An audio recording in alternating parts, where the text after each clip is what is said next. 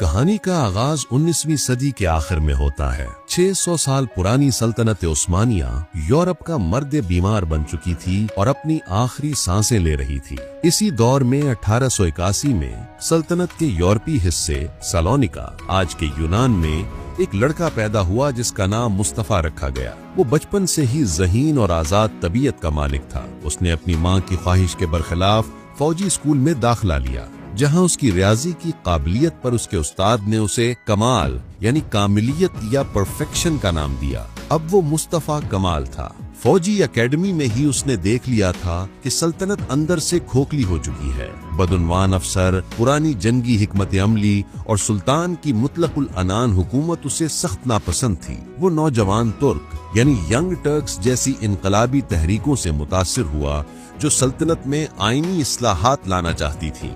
Gallipoli का hero जब एक लीडर ने जन्म लिया। पहली जंग अजीम यानी वर्ल्ड वॉर 1 शुरू हुई और सल्तनत उस्मानिया ने जर्मनी का साथ देकर एक मोहलिक गलती की। 1915 में इत्तेहादी अफवाज यानी बरतानिया, फ्रांस, ऑस्ट्रेलिया और न्यूजीलैंड ने सल्तनत के दारुल हुकूमत इस्तांबुल पर कब्जा करने के लिए गैलीपोली के साहिल पर हमला कर दिया। यहाँ कर्नल मुस्तफा कमाल को दिफा की जिम्मेदारी सौंपी गई। ये एक नामुमकिन नजर आने वाली जंग थी। दुश्मन तादाद और वसाइल में कहीं ज्यादा था, लेकिन मुस्तफा कमाल ने अपनी गैर मामूली फौजी जहानत और नाकाबिल यकीन हिम्मत का मुजाहरा किया। उसने अपनी फौज से वो तारीखी अल्फाज कहे जो आज भी याद किए जाते हैं, मैं तुम्हें लड़ने का नहीं मरने का हुक्म देता हूँ। जब हम मरेंगे तो हमारी जगह दूसरे कमांडर और सिपाही ले लेंगे। उसकी क़यादत में तुर्क फौज ने महीनों तक दुनिया की सबसे बड़ी ताकतों को रोके रखा और आखिरकार उन्हें पसपा होने पर मजबूर कर दिया।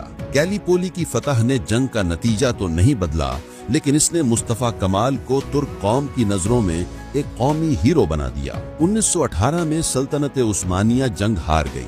फातिह इत्तेहादी ताकतों ने सल्तनत के टुकड़े टुकड़े करने का मंसूबा बनाया। बरतानवी, फ्रांसीसी, इतालवी और यूनानी फौजों ने तुर्की के मुख्तलिफ हिस्सों पर कब्जा कर लिया।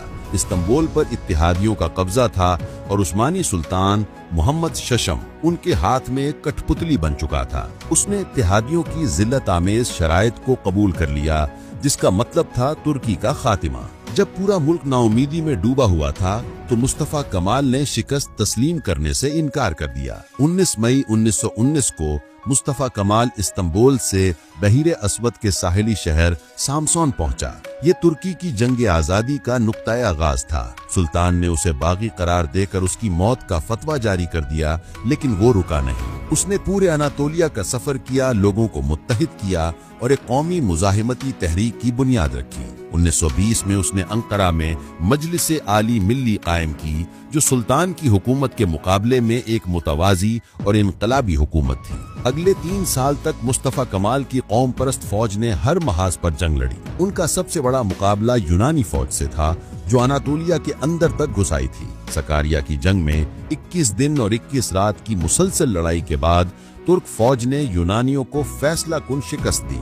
आखिरकार 1922 में तुर्क फौज ने अपने मुल्क को तमाम गैर मुल्की ताकतों से आजाद करवा लिया। जंग जीतने के बाद मुस्तफा कमाल ने उस पुराने निजाम को जड़ से उखाड़ फेंका जिसने उसके मुल्क को तबाही के दहाने पर पहुंचा दिया था। सल्तनत का खातिमा 1922। सबसे पहले उसने 623 साल पुरानी सल्तनत उस्मानिया के खातिमे का ऐलान कर दिया। आखिरी सुल्तान को मुल्क से जिलावतन कर दिया गया। जमहूरिया का कयाम 1923। 29 अक्टूबर 1923 को तुर्की को एक जमहूरिया करार दिया गया और मुस्तफा कमाल उसके पहले सदर मुंतखब हुए। खिलाफत का खातिमा 1924। उसने खिलाफत के सदियों पुराने इदारे को भी खत्म कर दिया, ये कहते हुए कि इसका जदीद रियासत में कोई काम नहीं। ये एक ऐसा कदम था जिसने पूरी मुस्लिम दुनिया में हलचल मचा दी थी। सदर बनने के बाद उसने तुर्की को एक मॉडर्न, सेक्युलर और मगरबी मुल्क बनाने के लिए इनकलाबी इस्लाहात का एक सिलसिला शुरू किया। सेक्युलरिज्म, उसने मजहब को रियासत से अलग कर दिया। इस्लामी कवानीन की जगह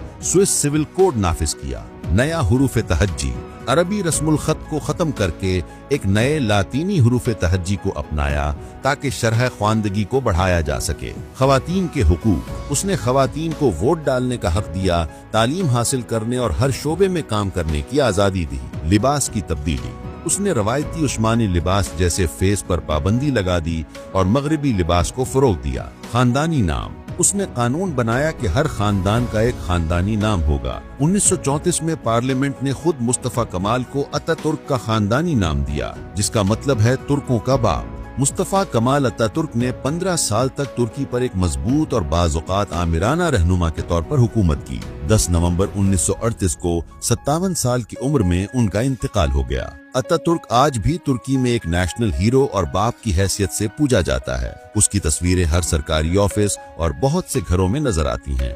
उसने एक मरती हुई सल्तनत की राख से एक ऐसी जिंदा और खुदमुख्तार कौम को जन्म दिया जो आज भी अपनी शनाख्त पर फख्र करती है।